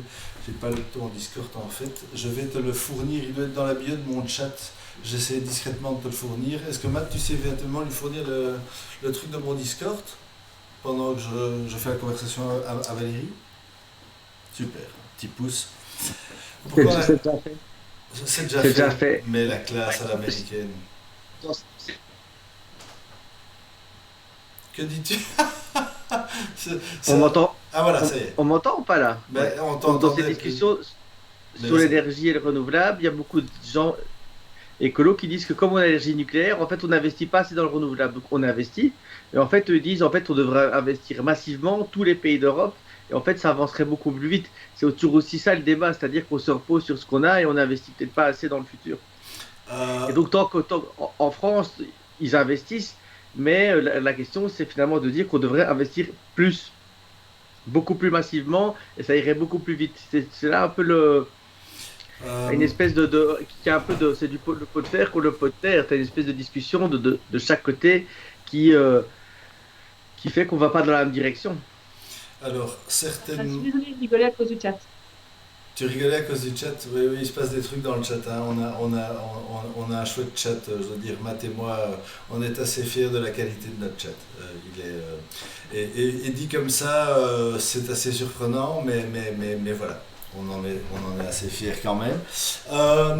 Et donc, oui, je pense que c'est un argument, mais moi, je suis pas certain. C'est pas Enfin, un argument en fait. Je suis désolée, c'est pas un argument. Donc, je suis désolée parce que je ne peux pas partager mon écran et donc je ne peux pas vous partager des graphes. En fait, on voit que depuis 1850, on a tout le temps pris d'énergie et on a rajouté en fait des couches d'énergie et des couches et des couches et des couches. Donc, d'abord, on a le bois, puis on a le charbon, le pétrole, le nucléaire, etc. Et en fait, c'est chaque fois des couches qui sont venues se rajouter. Et si on regarde aujourd'hui la quantité d'énergie qu'on utilise au niveau mondial et ce que représente l'énergie renouvelable, c'est une blague en fait. C'est vraiment vraiment très très petit. Enfin, si jamais tu veux, Raph, je passerai le slide et tu Oui, pourras le oui, transmettre à la communauté. je le posterai Et donc, post-émission. du coup, en fait, enfin, c'est juste pas. Franchement, c'est quand bien même on investirait, mais comme des sauvages en énergie renouvelable, nos besoins en énergie sont tellement gigantesques. En fait, on a tellement d'esclaves énergétiques à notre service que ça ne suffira pas. C'est une blague. En fait, nous sommes des énormes voraces en énergie. Mais c'est justement une discours, ça c'est un discours qui est très de l'industrie du nucléaire qui disent de toute façon, regardez, on a besoin de beaucoup, donc c'est sur nous qu'il faut investir. Et justement, tu as des gens écolos qui disent l'inverse, c'est parce qu'on n'investit pas assez, parce qu'en fait, on ne sait pas exactement ce qu'on va trouver puisqu'on n'a pas encore trouvé. Donc, comme on n'a pas encore trouvé, Ah, tu es reparti. Comme on n'a pas encore trouvé, on est là. voilà, Voilà. comme on n'a pas encore trouvé ce qu'on pourrait trouver, eh bien, en fait, on ne le trouve pas. Et l'industrie du nucléaire dit non. C'est un gag, hein. C'est un gag. Donc Écoute, l'industrie du nucléaire dit donnez-nous l'argent, mais en fait tout l'argent qu'on va leur donner, c'est l'argent qu'on ne donnera pas pour trouver d'autres choses. Et donc eux, évidemment, ce discours de dire, mais de toute façon, regardez, il n'y a que nous et les autres, ils servent à rien et ils sont infinitésimaux, en fait, ça les maintient premiers et en fait c'est un discours qu'on entend dans toutes les enfin, dans toutes ces vieilles industries énergétiques. Et donc voilà, ça c'est un peu c'est ces deux routes qui sont différentes. Alors, pour rebondir là-dessus, non, parce que même enfin, donc, le nucléaire peut dire ça s'il veut, mais de toute façon, eux aussi sont anecdotiques dans le mix énergétique au niveau mondial, et qu'en plus, les ressources en uranium sont limitées. Donc voilà, moi je les aime bien, mais de toute façon, au bout d'un moment, on va arriver vite aux limites. Et ces réserves en uranium ne permettront pas de répondre à nos besoins mais gargantuesques en énergie. Alors après, on peut dire la même chose pour le pétrole. Une mauvaise nouvelle, parce que ça, par contre, les pétroliers, ils sont très, très, très au courant. Ils font des études prospectives, mais qui sont coûtent énormément, mais extrêmement cher. Donc, je vous invite vraiment à aller voir les études de Swift Project. Et eux, ils savent en fait dès aujourd'hui qu'ils vont droit dans le mur et sont en train d'investir dans des nouvelles technologies. Et à la limite, c'est presque eux qui investissent le plus dans du R&D, mais pas d'énergie renouvelable telle qu'on la connaît aujourd'hui, mais vraiment encore plus loin. Donc le méthane, l'hydrogène, etc. Parce que eux, ils savent bien qu'ils sont en train de scier sur la branche sur laquelle ils sont assis. La même chose pour le charbon. Donc, pas trop. Pour moi, c'est les deux, que ce soit un argument d'écolo ou que ce soit un argument de nucléaire, en fait, ils ont tous tort, en fait. Il faut, la première chose qu'on doit absolument, mais absolument faire, c'est aller vers la sobriété. Nous devons réduire notre niveau de vie. On vit au-dessus de nos moyens. Au niveau planétaire, on vit au-dessus de nos moyens. Il faut réduire drastiquement notre manière de fonctionner. Voilà. Oui, en fait, l'idée, c'est vraiment d'attaquer de façon multidimensionnelle, hein. La stratégie, elle est de cumuler les stratégies, les tactiques pour minimiser l'espèce de décroissance et quand même continuer à garder un confort de vie. Mais si on veut que ça se fasse avec le moins de violence et de friction possible, c'est de ça que la transition, c'est l'objectif de la transition en fait. C'est ça que les gens ne réalisent pas. C'est que l'objectif de la transition, c'est un peu comme le confinement avec le Covid. Porter un masque, c'est chiant, c'est peut-être liberticide, mais c'est une solution qui permet de attaquer progressivement un comportement de transition. C'est la meilleure façon d'éviter, et là dans ce cas-ci, ce ne seront pas les petits vieux dans les homes, ce seront l'eau va monter en partant du bas, donc ça va d'abord être la pauvreté extrême, puis les pauvres, puis les classes moyennes, et puis et l'eau montera par le bas. Et donc la transition, c'est ça en fait, hein, c'est éviter la casse des chocs qui sont en train de nous arriver. Et tous les indicateurs sont là, il n'y a même plus à douter, les indicateurs sont là, qui montrent que tous les modèles avaient raison et que les premières craquures dans le mur sont déjà visibles. C'est pas pour ça qu'on peut pas rénover, c'est pas pour ça qu'on peut pas fixer. Moi, je crois très fort aussi dans l'innovation technologique parce que, alors, c'est des gars qui sont à la fois complètement à la masse et qui proposent des solutions qui sont aussi potentiellement stériles, mais que j'adore aussi parce qu'ils challenge le statu quo et que je pense que c'est bien aussi d'avoir une sorte de balancier. Et donc, c'est les futurologues de la Valley qui font notamment X-Prize. Et donc, X-Prize, c'est un concours où tous les ans, ils donnent un thème, un problème, un appel à projet. Et les gagnants, ils prennent la blinde et pendant 10 ans, ils vont pouvoir, 10 ans en plus, mais ils créent une roadmap et puis en fait, ils financent la création du projet. Et il y a 10 ans, la thématique, c'était How can we undo carbone? Et donc, ils ont commencé à imaginer des trucs qui aspirent l'air. Alors pour l'instant, c'est une ineptie par rapport à l'arbre, parce que c'est encore beaucoup plus énergivore proportionnellement qu'un arbre. Mais par contre, l'efficacité de ce truc est en train de décoller exponentiellement. Et donc, on pourrait éventuellement aussi commencer à récupérer et séquestrer du carbone de façon artificielle ou à faire de l'encre ou en faire des engrais, parce qu'il y a plein de... c'est riche en azote, apparemment il y a moyen de faire des engrais, peut-être pas riche en azote. Mais avec des algues. Enfin, parce que évidemment j'ai fait un reboot, non j'ai oublié, c'est trop tard, j'ai rebooté, c'est pas grave. Il y a une question intéressante. Il y a une question intéressante de Sarah. Est-ce que l'Européen vit aussi au-dessus de ses moyens? On parle souvent des chiffres mondiaux, les Américains qui sont des super consommateurs. Visiblement, les Asiatiques aussi, mais ça, je suis moins sûr. Mais nous, est-ce qu'on consomme beaucoup ou pas? Où est-ce qu'on se situe un peu Ok, je réponds ou tu réponds, Raphaël? Ouais. Bah, je t'en prie, c'est ton invité, donc... Alors, je vais prendre carrément encore plus petit que l'Europe, je vais prendre la Belgique. Donc, nous, les Belges, chaque année, on consomme officiellement 12 tonnes de CO2 par habitant. D'accord? Donc, en fait, on fait le bilan carbone du pays, on divise par le nombre d'habitants, bim, ça fait 12 tonnes. Sauf que ce chiffre est très optimiste. Dans la réalité, si on prend aussi ce qu'on appelle les consommations CO2 qu'on a externalisées, ça veut dire tout ce qu'on utilise ici en Europe, mais qu'on a fait produire en Chine. En fait, au lieu d'être à 12, on est à 16. Et pour que la Terre reste à l'équilibre, donc pour arrêter de démonter complètement le système climatique et tout ce qui est biodiversité, etc., on devrait être à 2. Donc, Bah ça va, on est que 8 fois au-dessus de la norme. Moi, je vois pas pourquoi. Même pas 10. Allez, Val, ça c'est vraiment de la mauvaise foi. Et non, non, non. en Et par comparaison exemple, des il faut autres? connaître l'Overshoot Day. L'Overshoot Day, l'année dernière, il était fin juillet. Donc cette année, on a un peu reculé, on est au mois d'août. C'est parce qu'il y a eu le Covid. Mais donc l'Overshoot Day, est-ce que tout le monde sait ce que c'est? Je ne pense pas, je pense que tu peux par défaut l'expliquer. Donc l'Overshoot Day, c'est en fait le jour à partir duquel on a consommé tout, étant donné notre rythme Le de jour du vie. dépassement, on appelle ça en français. Voilà, c'est ça, pardon, le jour du dépassement. Oui. Je faisais mon jargon. Et donc, en fait, le jour du dépassement en Belgique, il était fin juillet l'année dernière. Il est fin août cette année grâce au confinement. Et globalement, si on commence, le moment où on a commencé à calculer, c'était dans les années 70, on était avant la fin du mois de décembre. Donc déjà là, les gens disaient, ah ouais, mais vous vous rendez pas compte, on vit au-dessus de moyen.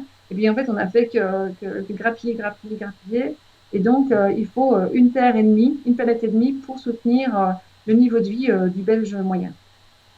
Alors José, il dit la consommation ne va pas ralentir, la mondialisation non plus, il faut juste que ce soit mieux géré. Donc il dit que le recyclage sera pour lui une des industries de ce siècle. Je suis pas aussi optimiste. Ça va, effectivement, je pense qu'on va quand même un peu frotter pendant un moment, même si il y a effectivement les deux forces, hein, l'innovation technologique et les limites du système Terre qui font une course. Et parfois une simple innovation peut nous faire gagner 6 mois, 1 an. Donc c'est compliqué à dire, mais effectivement les chiffres énergétiques et de ressources pour l'instant sont pas bons et enfin, voilà, ça confirme toutes les analyses préalables. Simplement, on est 10 ans plus tard que les prévisions initiales. Mais voilà, on sait que maintenant, enfin voilà, je pense que ça va être compliqué. Alors, Kobe, pardon, dit un truc qui n'est pas tout à fait faux. J'ai l'impression qu'on digresse par rapport au sujet initial, mais j'aime bien car c'est intéressant. On parle du fait que l'on doit essayer de réduire la population sur Terre à long terme, point d'interrogation, ou au minimum le plus augmenté. Alors, effectivement, voilà, c'est un des trucs qui arrive assez fréquemment dans le futur immédiat, c'est qu'on digresse. C'est un peu ça l'idée aussi, c'est de ne pas se prendre la tête. Donc mais c'est vous le chat en fait, hein, est-ce que je vois des questions de PME, moi? Non, non, je ne vois rien. C'est quoi cette histoire? Alors, on va revenir sur le sujet après. Mais que peut-on faire au quotidien? Donc VA qui nous remet sur le sujet, elle est forte. Donc voilà, effectivement. Oui. Quid de la population et de la démographie galopante? C'était ça la question de Kobe, hein? Tout à fait. Alors c'est vrai, en fait, la meilleure manière de réduire son empreinte carbone, c'est de ne pas avoir d'enfants. Et c'est un sujet qui est extrêmement difficile à aborder. C'est un sujet super touchy. Moi, personnellement, j'ai des enfants, hein, donc on se met bien d'accord. Alors, il y a deux choses à dire à ce propos-là. C'est que c'est un sujet tabou.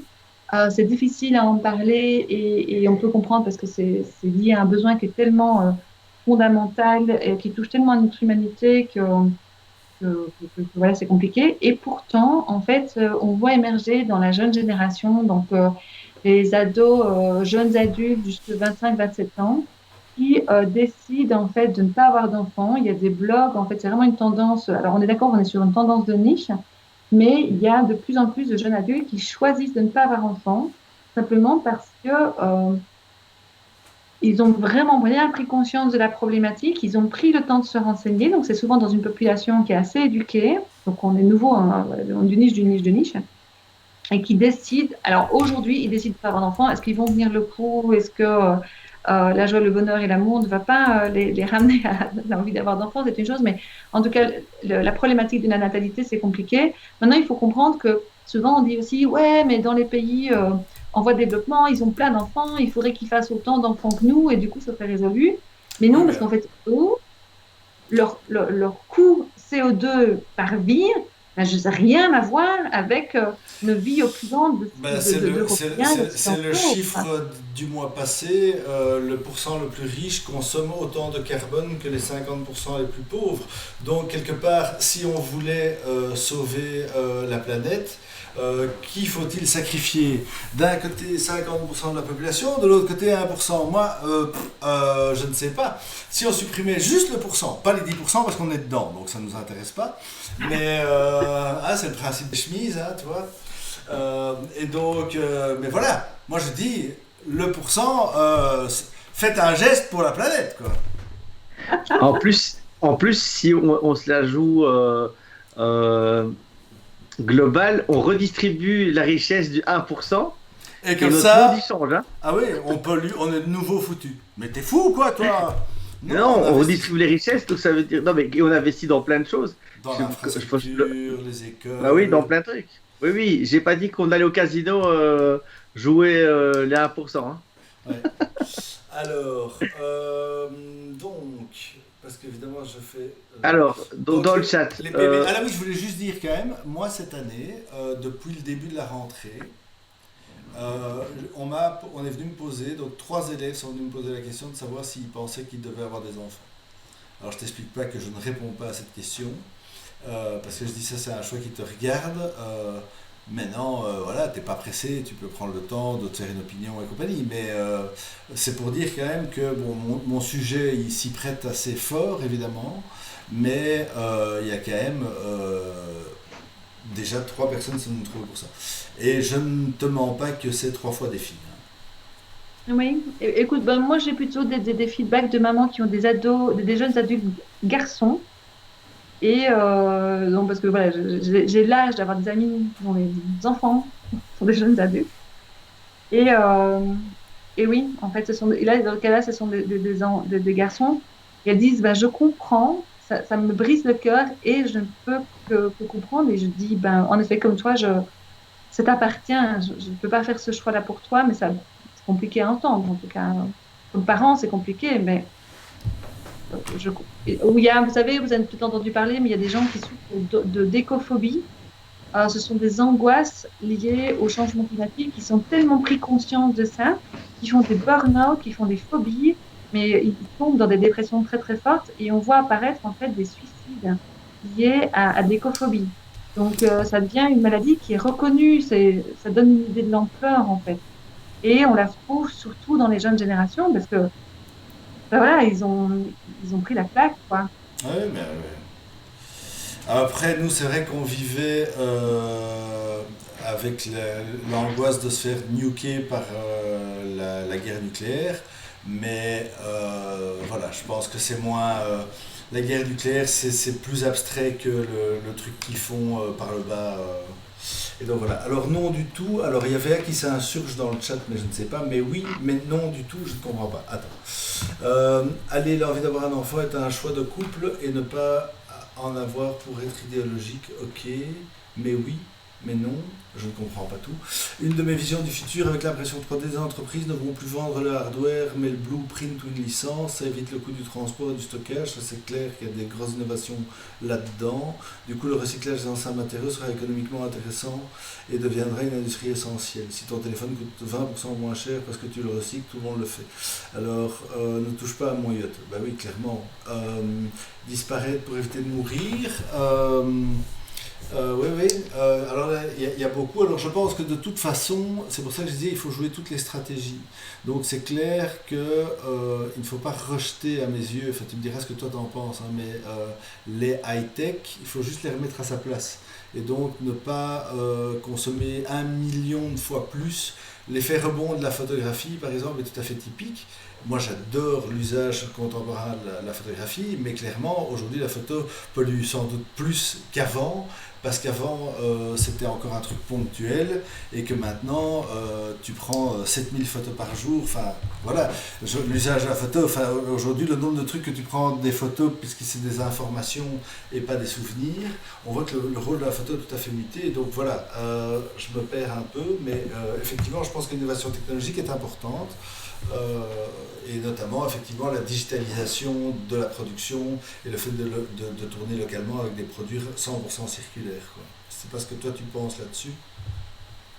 J'aime beaucoup la manière dont tu l'exprimes quand tu dis il faut regarder toutes les options. Eh bien, je suis tout à fait d'accord avec toi. Donc, euh, il va quand même falloir aller vers la sobriété. Et la sobriété peut être extrêmement drôle et ludique. Il va falloir réinventer nos business models, réinventer nos usages. Et de nouveau, alors oui, c'est de nouveau des startups qui inventent de nouvelles manières de produire, de nouvelles manières de répondre à nos besoins, mais de manière complètement décalée. Et c'est ludique. Et donc, ça peut être très agréable.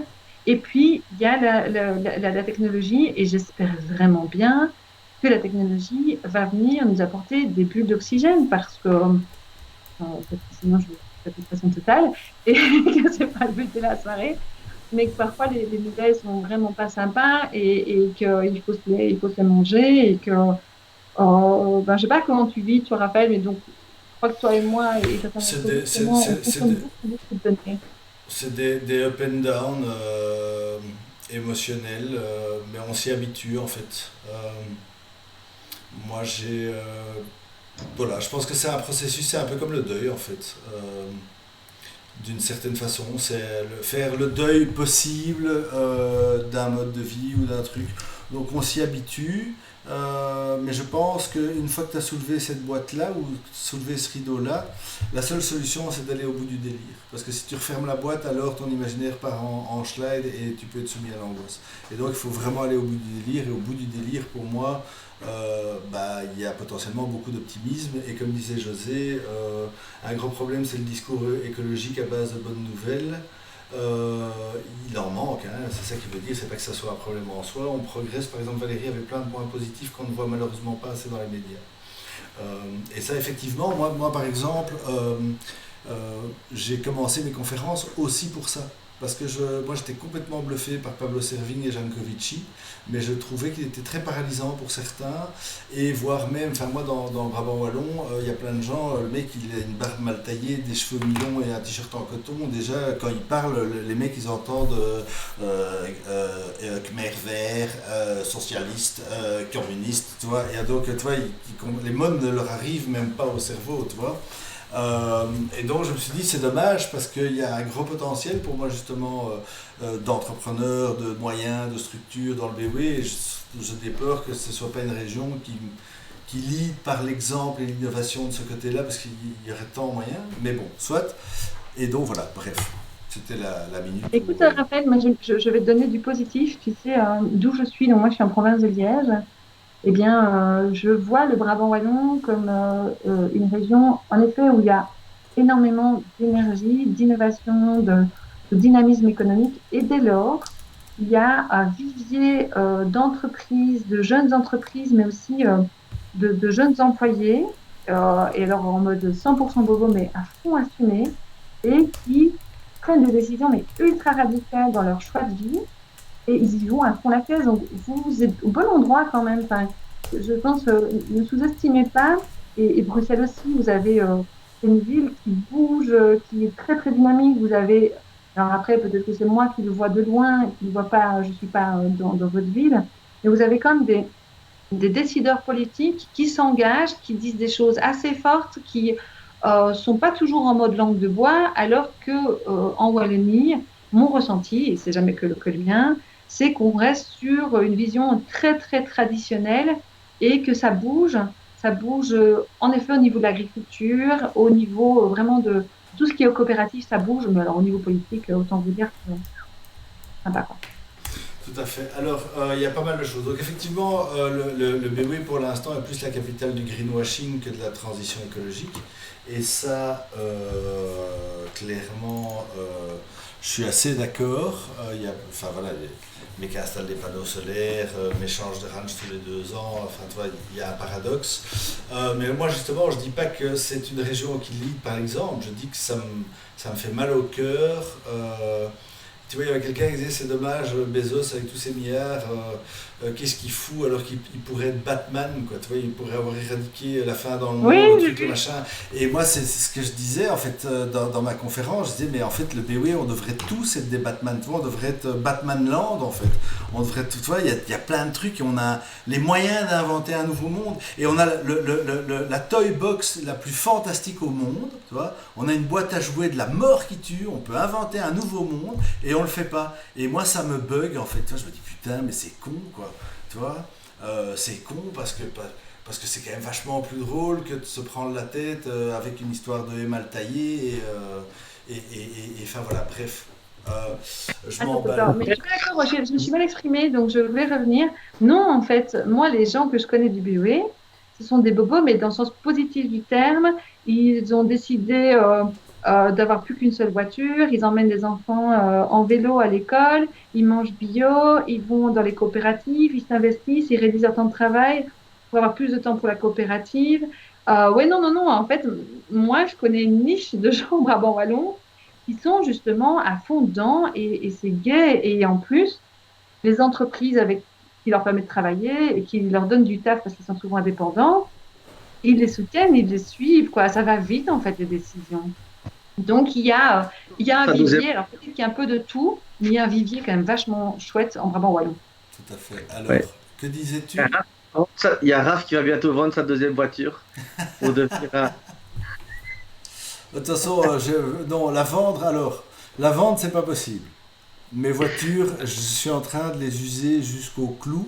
Donc le jour où ma voiture, je m'en déleste, c'est qu'elle est terminée et invendable. Il n'y a plus personne à part le prix du métal qui la rachète. Je le fais pour plein de raisons, parce que justement, la meilleure façon d'être écolo avec une bagnole, c'est de la garder le plus longtemps possible. En tout cas, une fois que tu as fait le choix de l'acheter, donc voilà. Et deuxièmement, parce que je serais bien emmerdé de devoir choisir une bagnole maintenant, en fait. Entre le diesel qui pollue moins qu'avant mais qui est interdit, l'essence que oui, enfin bon, bof, l'électrique que c'est pas vraiment sûr. Tu sais quoi, merci mes voitures de me continuer à vivre et durer encore le plus longtemps possible parce que clairement ça va être un problème. Alors, coucou Michel-Ange. Oui, tu dis non, non, c'est non. Non, non. Quand Bah tu oui. dis Ah. de sobriété, quand tu dis qu'on doit vivre plus sobrement, jusqu'où tu penses que ça doit aller? C'est quoi de la sobriété pour qu'on vive dans un monde meilleur? Bah, 2 tonnes. Et paf, la punchline. Non, mais Bah 2 tonnes, boum. Ça, moi je pense que c'est le... Ça veut dire qu'on doit réduire notre mode de vie par 8 ou l'optimiser pour pouvoir le faire 8 fois mieux. Et moi, je pense que justement, alors, José parlait d'un truc, effectivement, hein, si tu changes pas de smartphone tous les ans, grâce à un smartphone, tu as plein de trucs, téléphone, caméra, ordi, télé, appareil photo, etc., etc., etc. Et donc, c'est un des trucs, c'est l'augmentation des fonctionnalités dont je parlais dans la conférence. Et donc, clairement, mais je pense qu'on voilà, on va devoir aller clairement beaucoup, beaucoup, beaucoup plus loin. Moi, je vois ici, si tu regardes chaque maison dans la rue, le nombre de combien de voitures par ménage, tout ça un lave-vaisselle, tout ça un truc, tout ça un machin, tout ça un brol. Tu vois, on pourrait il y a plein de choses, je suis sûr, qu'on pourrait optimiser si on était plus créatif et qu'on prenait comme jeu le fait d'optimiser. Si tout d'un coup la croissance n'était plus la croissance, mais l'optimisation euh, euh, chose produite ou que ce soit une activité, un service ou un produit versus ressources et énergie consommée, ça deviendrait carrément dément. Parce que on pourrait vraiment, tu vois, commencer à se prendre au jeu, avoir des innovations à tous les étages sur les gains en termes d'énergie, sur les gains en termes de ressources, sur l'utilité. Enfin bref, je m'emballe de nouveau. j'aimerais bien revenir sur ce que j'ai dit parce que je vais passer pour ouais, justement pour quelqu'un d'irrationnel et vraiment une tarée, une terroriste.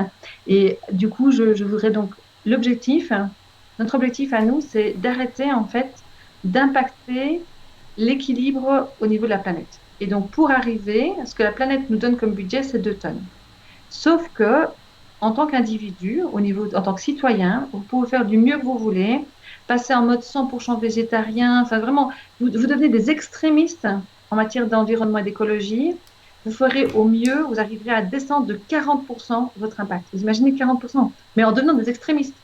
Et donc, en fait, c'est pour ça qu'on travaille sur les entreprises, qu'on travaille sur les gouvernements, parce que si eux ne bougent pas, si eux ne mettent pas en place des infrastructures qui vont nous permettre d'atteindre, je vous promets, vous pouvez faire ce que vous voulez, vous pouvez faire une année de vie entière de sacrifice, nous n'y arriverons pas. Et vous allez, en fait, je suis désolée, mais alors, si c'est pour ça, profitez de la vie, allez-y franco, quoi. Il faut que les entreprises bougent, il faut que le gouvernement bouge, il faut que tout le monde bouge en même temps et que ça crée des synergies. Si un bouge, eh ben, c'est pas juste que les deux autres ne bougent pas. Je viens de dire ok à date pour la ranch. C'est pas grave, on s'en fout. Et donc voilà, non, mais t'as raison. Donc, moi je ne te prenais pas pour une extrémiste, loin s'en faut, Val. J'aimais juste bien le retour de service de la question qui se résumait en 3 mots et qui était juste très, très clair, parce que tout est dit, même si rien n'est dit, et que les interprétations sont multiples. Donc voilà, ça c'est clair. Alors, donc, je reprends le chat de Tailleray. Dans le BOE, il y a des gens à gauche de l'âne et ceux à droite. Alors, sans vouloir t'agresser, Raph, jamais, moi j'adore qu'on me troll là-dessus. Au nom de l'Union professionnelle des tailleurs de haies, je m'insurge, dit Michel-Ange, parce que évidemment Groovebox est taillé. Bref, oui, un bobo avec 2 voitures, c'est plus un bobo, c'est un bourgeois tout court, dit José, et il a assez raison. Mic drop. Effectivement. Alors, donc, mangeons des carottes du jardin et buvons de l'eau de pluie, habillons-nous avec de la peau de nos vaches et de la laine de nos moutons du BOE. Ça tirait bien, dit Mathéouche. Oui, effectivement, ce serait rigolo. Je l'ai vendu, moi, à la ranch. Et donc, quand j'y songe au début des années 2000, je prenais au moins 2 avions par mois, mais quand je vivais à Hambourg, je prenais le train pour aller à Bruxelles. Oui, c'est clair que pour moi, de toute façon, et ça c'est un truc qui est super important, c'est le narratif. Il n'y a rien à faire. On voit en quel point, pendant quelques années, on voit en quelques années à quel point le narratif a changé et à quel point ça a bouleversé les habitudes. Un exemple flagrant il y a des années, c'est le narratif sur la clope. Comment assez rapidement, ça a d'abord été très lent, et puis à un moment on est arrivé à une sorte de tipping point, et c'est devenu quasi instantané, où la légitimité du fumeur est passée complètement à l'inverse et a reculé complètement. Mais au début c'est le fumeur qui s'adaptait. Moi je me rappelle, mon père il rentrait du boulot en puant la clope avec des migraines, alors qu'il détestait l'odeur de clope parce que ses collègues taffaient des clopes à longueur de journée et qu'il n'en pouvait plus. Et aujourd'hui, enfin voilà, donc je pense que le narratif est super important dans le changement. On devrait tous savoir, attends parce que ça continue, quand j'y sors le Miloé, on devrait tous savoir à faire ça, mais on n'est pas obligé d'exploiter les animaux pour ça. Pourtant on a toujours autant de fumeurs. Ah oui, j'ai pas les stats, c'est possible. Est-ce qu'on a toujours autant de fumeurs, même dans les jeunes générations et autres? Je sais pas. En 1984, en Belgique, il y avait 52% de fumeurs. On m'entend pas? Si, mais pas Si, bien. si, si. Voilà. Bon, 52, donc en 84, il y a 52% de fumeurs. C'est là qu'on a commencé à faire des grosses campagnes. On est descendu à 25-26% et ça stagne depuis une dizaine d'années. Mais alors ça change, par exemple. Maintenant, ça diminue chez les jeunes, ça diminue chez les hommes et ça augmente chez les femmes. Enfin voilà. Mais sinon, sur la cigarette, on est là. Et donc voilà, bref, donc écologie et PME. Ah, donc, pour revenir sur le sujet, parce que on digresse, en gros, je suis patron d'une petite entreprise, ça fonctionne correctement, mais j'ai pas les moyens de me payer un audit carbone et une consultance RSC d'un mec tous les jours pendant 6 mois ou 1 an ou même 2 mois. Qu'est-ce que je fais? Qu'est-ce que tu fais? Tu prends quand même au moins une consultante une fois par mois parce que sinon ça va être un peu compliqué. Parce que tu ne peux pas avoir ces compétences-là forcément en interne. Alors, je dirais que la première chose à faire, ce serait quand même de faire un inventaire, aussi bien que faire se peut, et avec le niveau de connaissance de l'équipe, sur l'impact. Qu'est-ce qu'on fait comme impact? Donc, il y a un très, très chouette outil qui fait partie de la méthodologie du bilan carbone. Et moi, je l'adore et je le propose en effet aux indépendants et en PME aussi, parce que ça coûte rien, c'est du dessin, ça s'appelle en fait faire la cartographie des flux.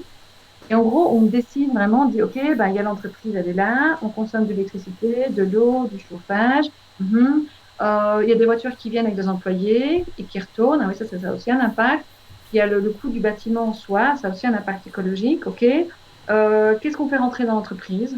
Tous les produits qu'on fait rentrer, toute la transformation, tous les produits qui sortent, leur utilisation.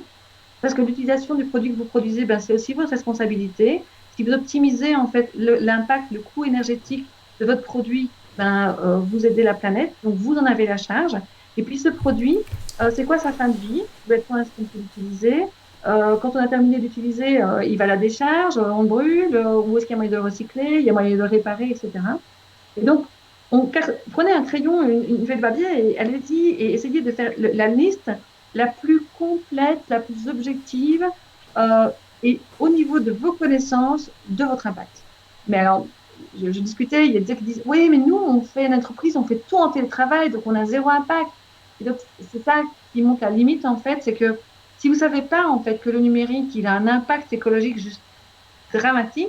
Si vous savez pas que le secteur de l'IT, ben, ça pollue presque autant que les États-Unis, ben, forcément, vous n'allez pas le mettre dans votre scope, vous n'allez pas le mettre dans votre cartographie. Donc, d'où l'importance de quand même avoir quelqu'un qui est un expert et qui peut vous aider à conduire ça. Et puis, mettez les gens autour de la table et dites, ben voilà, ça c'est l'impact qu'on a. Qu'est-ce qui est important pour nous? C'était quoi notre mission de vie, enfin, notre mission d'entreprise? C'est quoi notre vision d'entreprise? C'est quoi nos valeurs? Étant donné qui on est, étant donné ce qu'on pollue, qu'est-ce qu'on a envie de faire pour, un, réduire et de l'autre côté, pour contribuer. Mettez-vous deux axes. Je réduis et je contribue. Si vous pouvez réduire, comment est-ce que vous pouvez réduire? Et donnez-vous des challenges, faites des jeux, challengez-vous en équipe, lancez-vous, quoi. Genre, moi, l'électricité, c'est un truc qui est facile à toucher, le chauffage aussi, l'eau aussi, les déchets. Alors, les déchets, c'est super facile à réduire.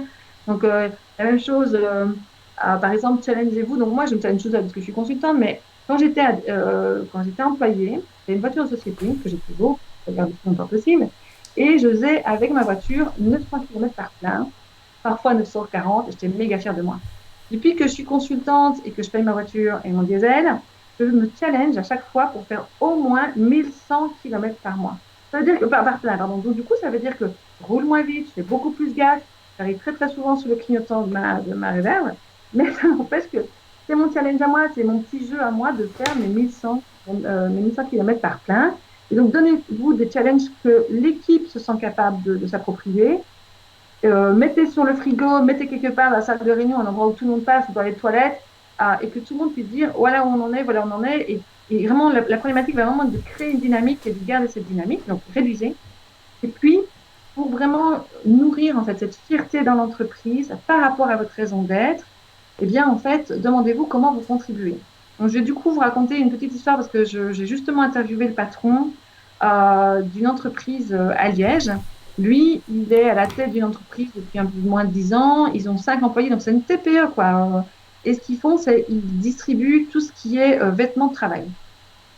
Il y a 3 ans, il arrive devant son équipe et dit voilà les gars, ce qu'on va faire, on va commander 1000 paires de chaussettes et on va les distribuer aux sans-abri. Et donc, le gars, il ne savait pas du tout comment ça allait marcher. Ils ont commandé les 1000 paires de chaussettes. Ils ont appelé les associations. Ils ont dit, ben voilà, c'est l'hiver. Nous, on peut acheter des paires de chaussettes de super bonne qualité et on vous les offre. Comment est-ce qu'on fait? Et bam, ils ont préparé les colis et ils ont envoyé ça. Cette année-ci, ils relancent le challenge. Ils ont mis des slips, des chaussettes. Enfin, bref, ils ont réfléchi à tout un kit. Et c'est tout en autofinancement. Ils ont du coup, maintenant, ils communiquent un peu plus sur l'action parce qu'ils voudraient bien lui donner plus d'ampleur. Donc, ils cherchent d'autres entreprises qui ont envie de participer à cette action-là avec eux et ils distribuent des kits pour les sans-abri d'hiver. Ils en ont fait aussi pendant le confinement, ils n'en ont même pas parlé parce que pendant le confinement, les sans-abri, ils avaient des gros soucis logistiques puisque tout était fermé, il n'y avait pas l'accès aux masques, etc. Et ils en distribuent à Bruxelles aussi, pour votre information, et à Liège, et ils aident plein des associations, des CPS, un machin. Ils le font, mais pour eux, quoi, pour leur fierté à eux, pour leur plaisir, parce que ils ont besoin d'être cohérents par rapport Je pense à que leurs ça valeurs. c'est fondamental, c'est que l'engagement vienne des valeurs, parce que comme tu dis, l'important c'est pas de communiquer dessus, l'important c'est de le faire, et ça va se ressentir quoi qu'il arrive. C'est l'histoire de Patagonia, de Tony Chocolonely, enfin des gros classiques de ce genre de trucs. Il y a des remarques intéressantes dans le chat, il y a une remarque pertinente dans le film Contagion au niveau de la communication. Tu filmes un requin en plastique et plus personne ne va sur les plages, par contre tu places des images de cancer sur des paquets de clopes et on continue à fumer. Alors oui, c'est une image pertinente et ça me fait penser à ce Et concept en oui et marketing. non. En fait, les images sur les paquets de clopes, c'est majoritairement pour les enfants. C'est-à-dire qu'ils savent très bien que les gens qui fument beaucoup, c'est pas ça qui va tout d'un coup les faire arrêter. Mais l'idée, c'est vraiment de dégoûter les nouveaux fumeurs, les jeunes. Et en fait, il y a quand même un pourcentage de fumeurs qui décrochent avec ça. Donc clairement, on n'arrivera pas à zéro. Mais l'histoire, là, il y a des impacts, il y a des études qui prouvent en fait que ça fonctionne, ces images sur les paquets de clopes. Alors, Ah ben, je veux ça dire, voilà, je ne savais pas non plus, donc voilà, comme quoi c'est une émission où tout le monde a l'occasion d'apprendre des trucs, y compris le host, y compris le guest, tout le monde. Ensuite, l'autre truc, c'est un concept assez connu en marketing qui est You need to find a shark bite problem with a mosquito sting scale. Donc en gros, combien de personnes meurent d'un requin par an? 10 personnes. Et en général, ces 10 personnes étaient déguisées en otaries sur la mer. Donc voilà. Combien de personnes meurent du moustique? Plus de 600 000 tous les ans et tout le monde s'en cale. Non, non, il y a plus de 600 000 morts de. Ah, pardon, ah oui, Enfin, je 2 crois. millions, 7 ah, millions, je crois. c'est- Ah. moi, ouais, écoute, peut-être. Mais en tout cas, un putain de paquet plus. Et donc voilà, effectivement, il y a on a un imaginaire encore très primate, hein, tu vois, donc voilà, je pense que ça aide notamment. Alors, est-ce que les solutions écologiques à la PME, c'est de ne pas s'agrandir, plus d'employés égale plus de pollution, et du coup de limiter les entreprises à un nombre X d'employés? Alors ça, vas-y Valérie, c'est une très bonne question. Et voilà, vas-y, je t'en prie, moi elle me chauffe bien cette question. Est-ce que je peux dire que je trouve pas que c'est. Il y a pas un oui, il y a un pas, il y a un non à cette question. Non, elle est bien, En fait, elle est pas, c'est pas une question fermée, tu peux pas dire oui ou non, ça ah c'est ouais, sûr. c'est une super chouette question. Donc, est-ce que on pourrait dire une entreprise ne pas être dans la croissance? Je ne dirais pas.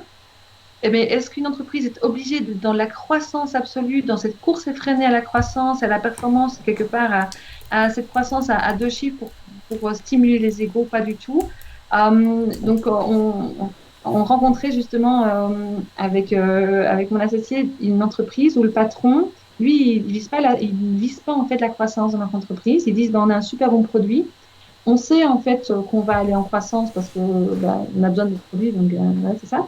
Mais par contre, nous, ce qu'on veut, c'est arriver à le développer pour qu'il soit le meilleur possible et justement dans cette démarche de développement durable, c'est pour ça qu'on rencontrait évidemment.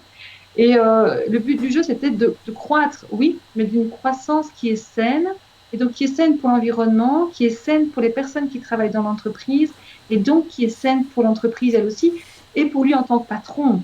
Parce que bah, c'est épuisant d'être patron, et peut-être qu'à un moment donné, on est sorti un peu, enfin, en tout cas, on sort tout doucement de ce narratif, justement, comme tu parlais, Raphaël, quand tu expliquais, Raphaël, du je suis un super patron, ma vie c'est trop génial, je travaille 150 heures par semaine, j'ai une grosse Porsche Cayenne et c'est trop la vie du. Voilà, ma vie est géniale. Non, non, non, en fait, maintenant, les patrons, ils sont plus en train de se dire j'ai envie d'avoir une super chouette boîte, d'avoir des relations mais fabuleuses avec mes employés.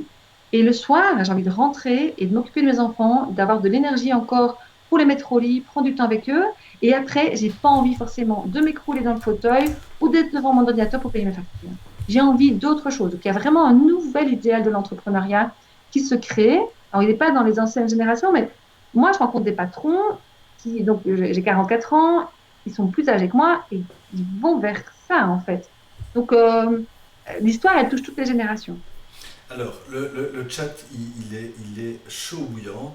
Alors, moi, je pense aussi que, effectivement, enfin, nous, c'est une question qu'on se pose à Beyonders. On sait qu'on doit faire de la croissance, qu'on est trop petit, mais on se demande jusqu'à quel stade ce sera trop. Mais par contre, voilà, je pense qu'il y a aussi des entreprises qui pourraient avoir des impacts négatifs parce qu'elles s'attaquent à un problème et qu'elles ont des externalités positives et que leur business c'est de solutionner ce genre de problème. Donc une entreprise n'est pas l'autre. Ensuite, il y a des entreprises qui peuvent scaler avec un coût environnemental proportionnellement moindre. Donc il y a vraiment plein de paramètres qui, je pense, rentrent en compte sur la réponse de faut-il limiter la croissance. Mais par contre, oui, je pense qu'il y a un raisonnement qui est à un moment, à partir de quel moment ça ne devient plus avoir un vrai échange, c'est-à-dire recevoir des avantages, des ressources contre un problème que je résous et contre aussi soit une neutralité environnementale, soit un effet positif. Et donc voilà, je pense qu'il y a une console de mixage assez complexe qui permet de définir, mais à un moment, une entreprise devrait pouvoir arriver au stade de dire voilà, on a notre taille. On ne doit plus faire de la croissance. Alors, qu'est-ce qu'il y a-t-il encore dans le chat? Il y a beaucoup d'entreprises qui y arrivent. Hein. Un boulanger, il fait X pain, et voilà, il sait faire X pain en autant de temps, il les vend. S'il les a pas vendus, il les garde pour le lendemain. En fait, il y a beaucoup d'entreprises qui font leurs heures les plus petites. S'il y a des gens, ils ont un maximum, et puis ils restent à leur maximum. Tout le monde n'engage pas. Il y a plein de gens qui restent seuls dans leur entreprise et qui travaillent et qui sont très bien comme ça. Donc c'est aussi, il y a aussi une vision que tout le monde veuille augmenter. Je pense que tout le monde ne veut pas augmenter. Des gens se suffisent de ce qu'ils ont. Parfois, pour augmenter, il suffit juste d'augmenter ses tarifs et voilà, on augmente. On n'est pas obligé d'augmenter ni en masse de travail ni en personnel. Non, clairement, voilà, c'est pour ça que je trouvais la question. Mais la question est super intéressante. En fait, je dirais même que la question est plus importante que n'importe quelle réponse qui suit derrière. Et c'est potentiellement un truc qui, je trouve, est un signe de bonne santé d'un leader, c'est qu'il se la pose, en fait. Donc voilà. Bref, il faut distinguer croissance éco-friendly à cause des économies d'échelle de la compétition éco-hostile pour plein de raisons. Alors Tanguy demande s'il existe de petites Porsche Cayenne, parce que tu parlais de grosses Porsche Cayenne. Donc, est-ce qu'il y a des aides aux PME qui créent des outils qui permettent de consommer moins? Il faut savoir que Tanguy, c'est notre sniper. Hein. C'est, dans le chat, il est relativement sharp. Voilà. Je voudrais répondre à cette histoire de financement. Alors, je ne connais pas les aides que vous avez au niveau de la région bruxelloise. Par contre, pour la région wallonne, en fait, il y a une autre organisation qui s'appelle la Sowalfin et qui fait ce qu'on appelle des prêts verts. Donc, ça veut dire que si vous avez un projet, genre, je veux mettre des panneaux photovoltaïques sur mon entreprise ou je veux réfléchir à acheter une machine qui va me permettre de faire de la récupération de chaleur, etc.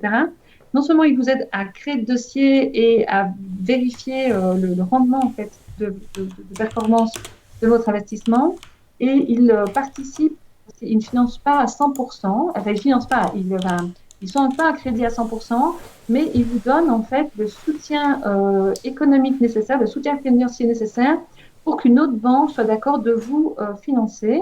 Globalement, les taux sont tellement bas aujourd'hui que les taux que vous allez avoir à la Sowalfin sont les mêmes que dans la banque. Et c'est juste que la banque veut que la Sowalfin vous suive. Et donc, je sais que la Sowalfin travaille à fond régime, ils bossent comme des fous. Vous allez avoir des personnes qui sont vraiment compétentes en face de vous. J'ai déjà eu l'occasion de les rencontrer, j'ai déjà fait des conférences avec eux. Et donc, ils ont beaucoup, beaucoup de boulot, donc ne renvoyez pas s'ils ne réalisent pas dans la seconde.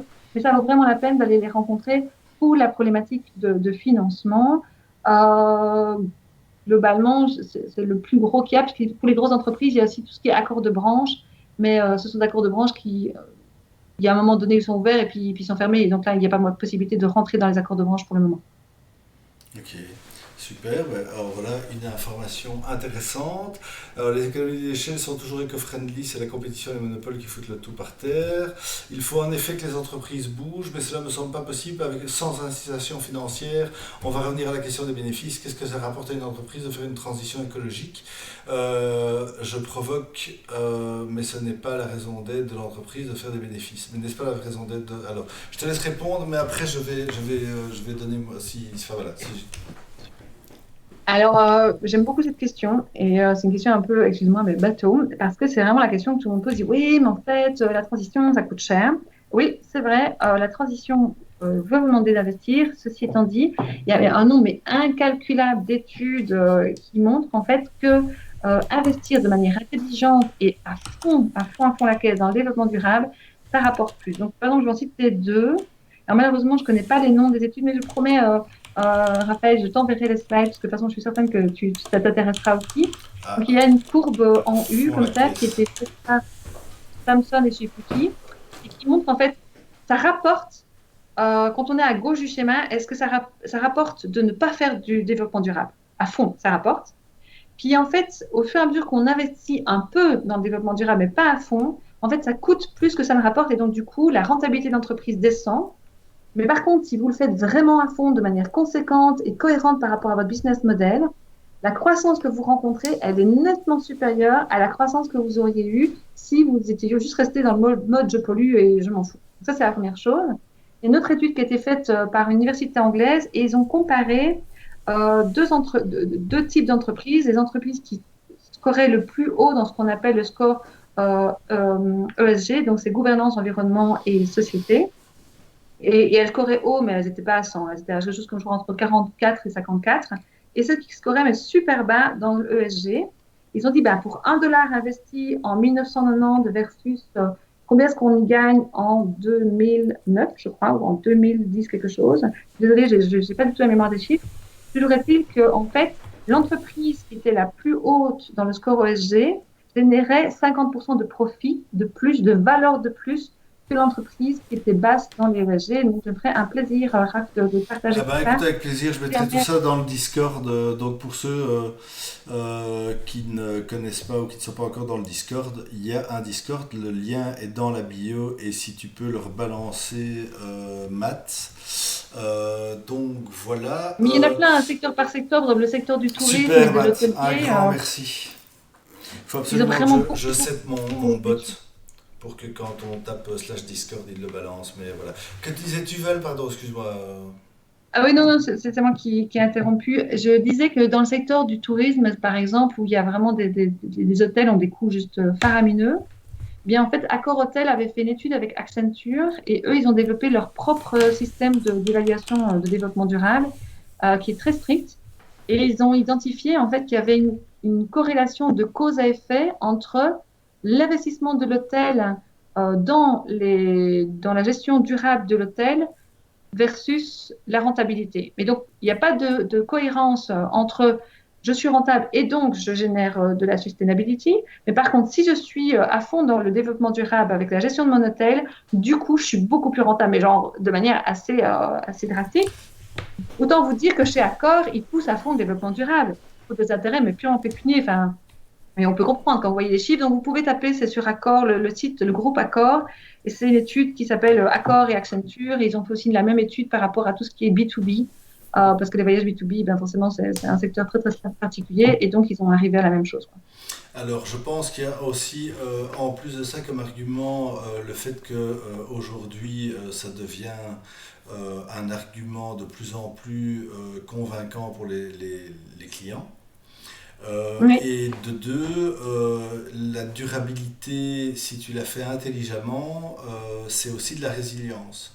Et donc, la résilience, c'est un investissement qui peut paraître parfois un peu débile. Sauf qu'en cas de crise, ça peut être une question de survie et subite. Il suffit de voir avec le Covid, voilà, les entreprises qui étaient profilées résilientes pour une pandémie, hein, typiquement les entreprises technologiques digitales, puisque le facteur de résilience pendant la pandémie, c'était principalement le digital, ont fait une croissance de dingue. Les entreprises qui n'étaient pas résilientes en matière de pandémie se sont retrouvées complètement à l'arrêt.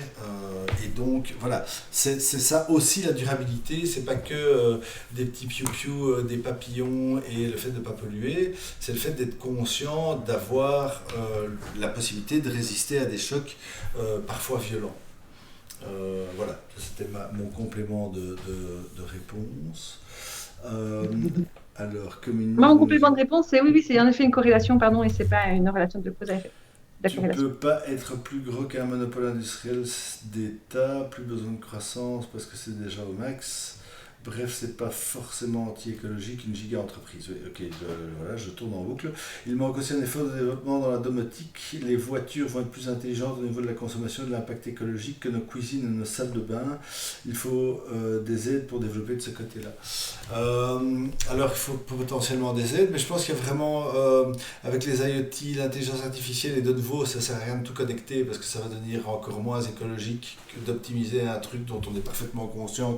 Voilà, mais il y a des seuils, à mon avis, qu'on va pouvoir atteindre et mesurer. Je ne sais pas ce que toi t'en penses. Matt, il a tout sous la main, il nous sort tous les liens. Donc voilà, ça c'est top, je vais pouvoir tout taper dans le Discord après avoir un peu cleané tout ça. Et donc voilà, merci pour les 2 réponses intéressantes sur la rentabilité et la durabilité. Dit Kobi, pardon. Je ne sais pas pourquoi avec les 3 O derrière toi, j'arrête pas de dire Kobi. Et donc voilà, le fait d'avoir des objectifs positifs, durables ou non, est positif pour l'entreprise. Ok, voilà. Je ne sais pas si vous avez d'autres questions dans le chat. Val, je ne sais pas si c'est quelque chose à rajouter. On est peut-être bien arrivé au bout de ce feed. Je ne sais pas. Parfois, le feed a l'air de mourir et puis il se relance comme ça.